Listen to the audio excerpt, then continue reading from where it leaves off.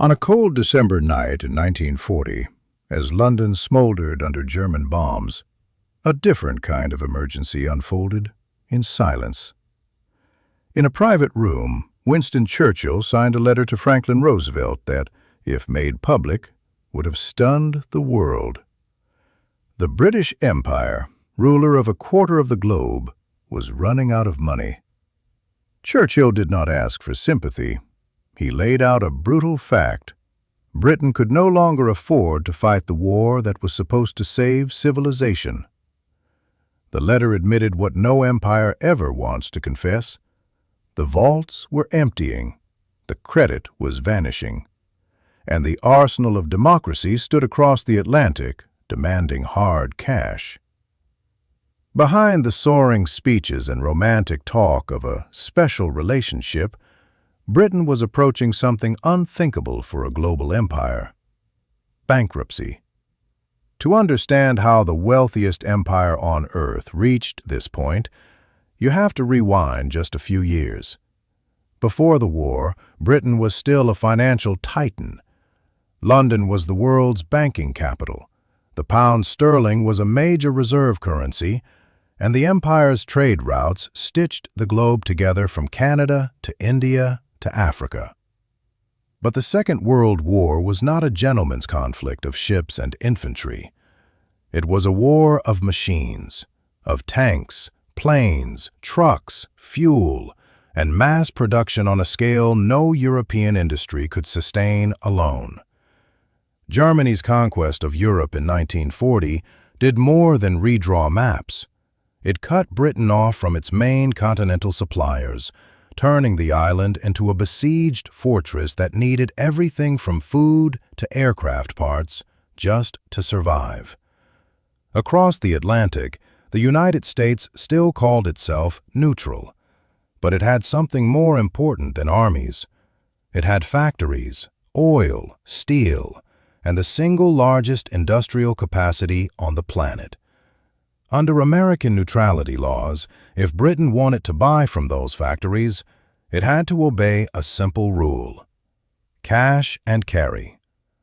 That meant every rifle, every plane, every ton of wheat had to be paid for in full, in dollars, up front, and shipped away on British ships. This put Britain in a position no one in London had ever imagined. To keep fighting Hitler, the empire had to liquidate its wealth just to pay American firms that were, technically, not even at war. So the British Treasury did the unthinkable. It began a massive, secret evacuation of its own wealth across the ocean. This was Operation Fish. Throughout 1940, convoys slipped out of British ports overloaded not with soldiers, but with crates of gold bars, government bonds, and priceless securities bound for Canada. In one of the largest transfers of wealth in history, Britain emptied its reserves into underground vaults near Ottawa. The idea was simple: protect the treasure from German invasion and use it to pay American suppliers. At the same time, British officials started selling off overseas assets to raise dollars. Factories in Latin America, stakes in American companies, shares and investments built up over decades of empire, all were put on the market. In New York, the British Purchasing Commission became the empire's emergency shopping team. They sprinted between aircraft plants and shipyards, signing contracts as fast as possible, melting down the empire's assets into American industrial power. But by late 1940, the math no longer worked. The gold shipments had slowed, the securities were nearly gone, and on the Commission's balance sheets, the column labeled "dollars" was collapsing toward zero. This was the moment Churchill described in his letter to Roosevelt. Britain had not been beaten in battle, but it was bleeding out financially month by month, invoice by invoice. And across the Atlantic, Roosevelt faced his own dilemma.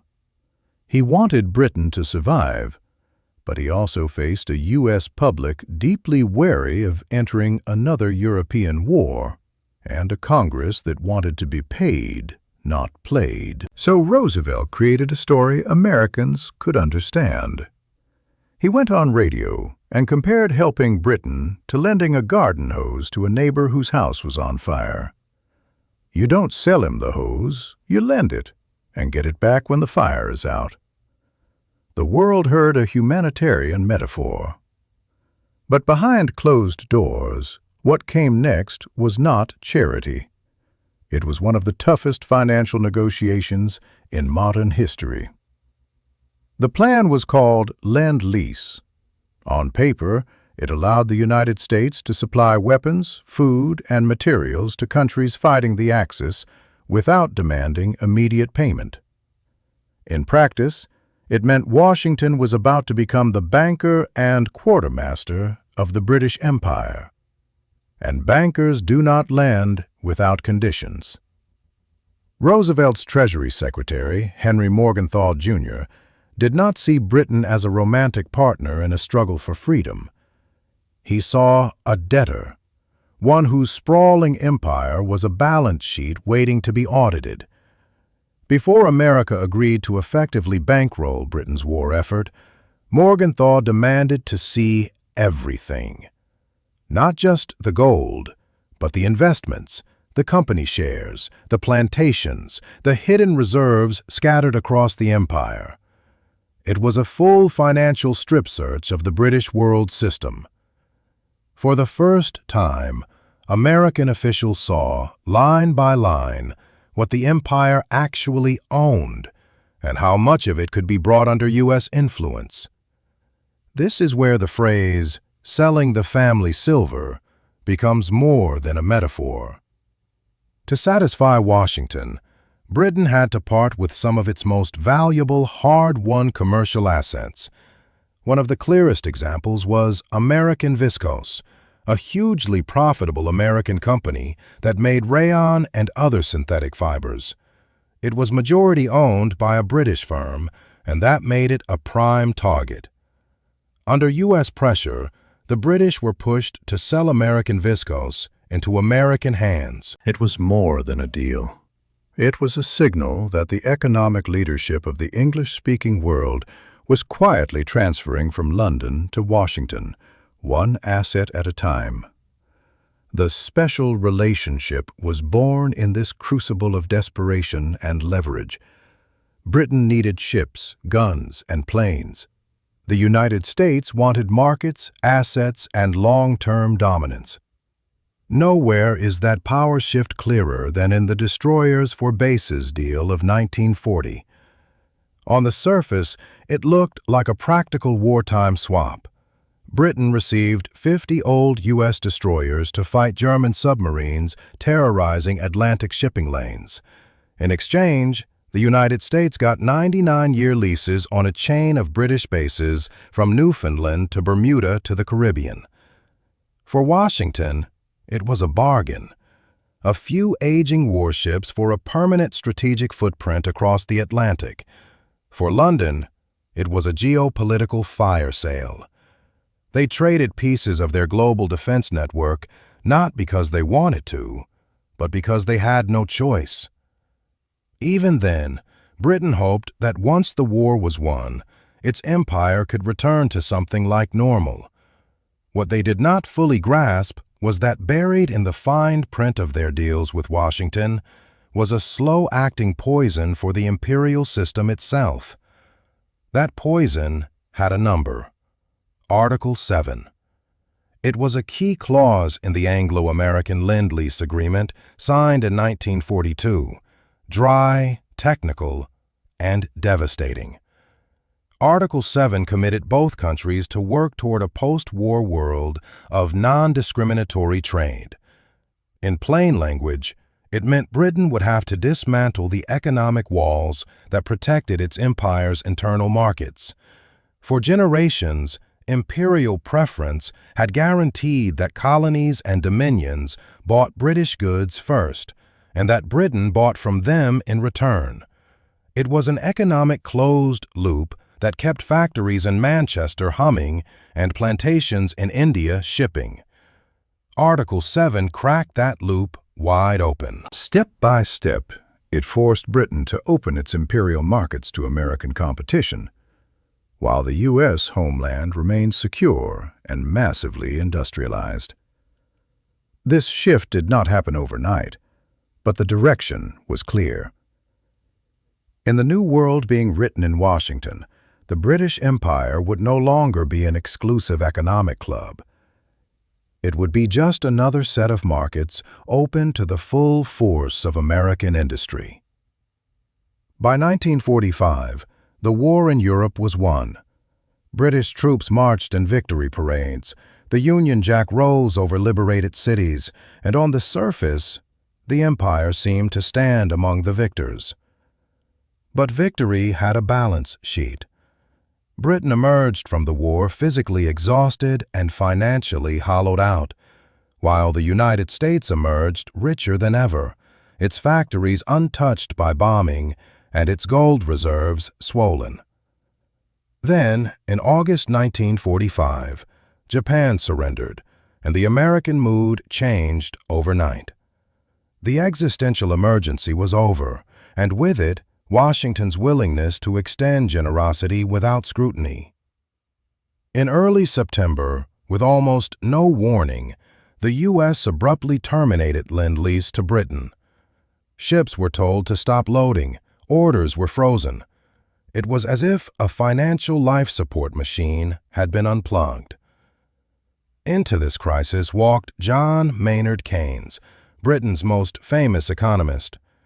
He was dispatched to Washington in 1945 with a mission: secure the loans Britain desperately needed to survive peacetime without collapsing. Keynes hoped to appeal to shared ideals and wartime sacrifice. He imagined an arrangement between equals, partners who had bled together to defeat fascism. What he encountered was something closer to a creditors' committee. The United States would lend money, but only under terms that would entrench its economic leadership for generations. The Anglo-American loan agreed in 1946 gave Britain around $3.75 billion plus a Canadian loan. It sounded large, but it came wrapped in conditions that would haunt Britain for decades. The toughest of these was sterling convertibility. Britain agreed that, starting in 1947, foreign holders of British pounds would be allowed to convert them into U.S. dollars at a fixed rate. For Americans, this was about building a global system where the dollar was king and currencies were freely usable.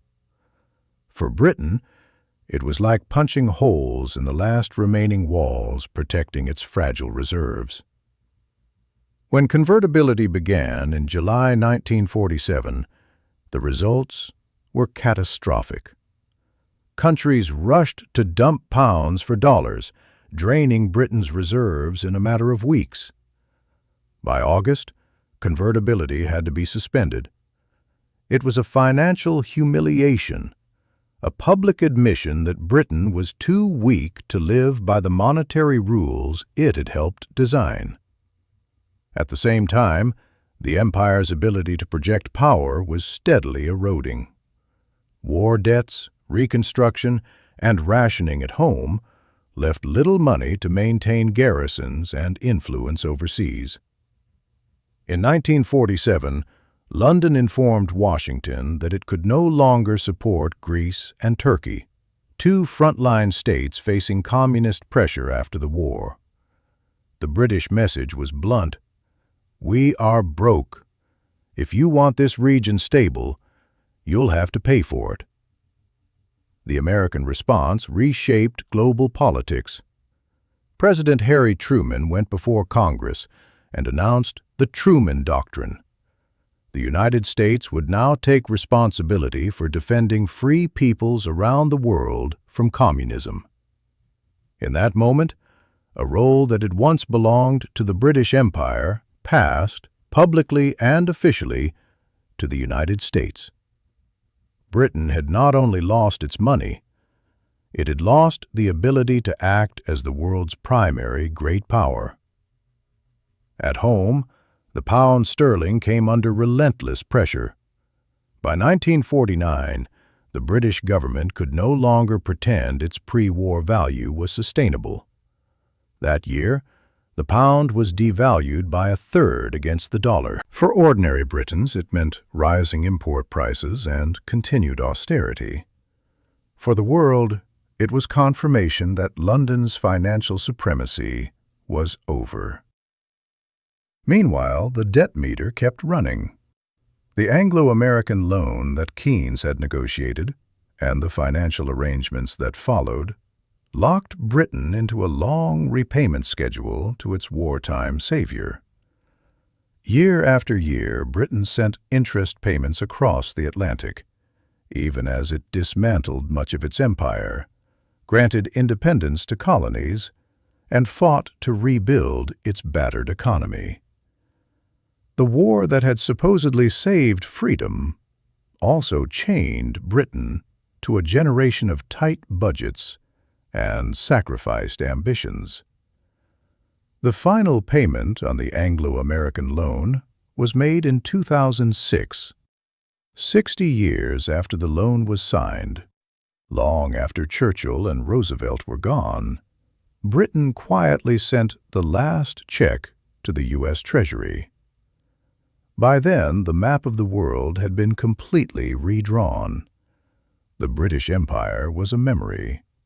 The United Kingdom was a medium-sized power, nuclear-armed but economically modest, deeply integrated into international institutions it no longer controlled.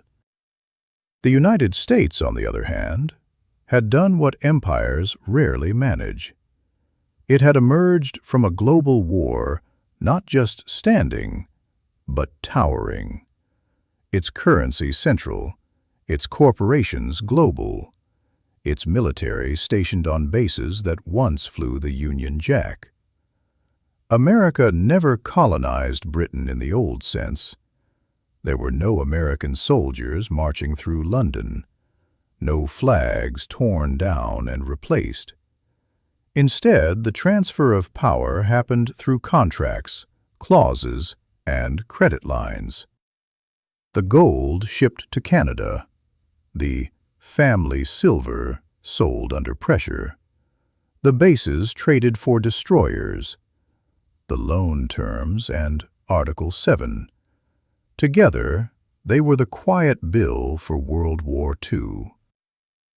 Britain won the war on paper, but lost the peace in its ledgers. The United States, by funding victory and pricing that funding ruthlessly, inherited a world order and the economic tools to shape it. For an American audience, this story is not about villainy or betrayal. It is about how power really moves in the modern world, less through battleships and more through balance sheets. When Churchill wrote to Roosevelt in 1940, he feared the physical destruction of his country. What he could not fully see was that saving Britain would mean sacrificing the empire that had built it. The Second World War ended with parades and speeches and declarations of freedom. But behind all of that, a quieter revolution had taken place. One in which the British Empire discovered that, in the age of industrial war and global finance, even the mightiest can be bankrupted into surrender. The true winner of World War II was not just the nation with the strongest army, but the one that emerged as banker to the world. And in watching the empire that once ruled the waves slowly sell itself, piece by piece, the United States learned a lesson it has relied on ever since.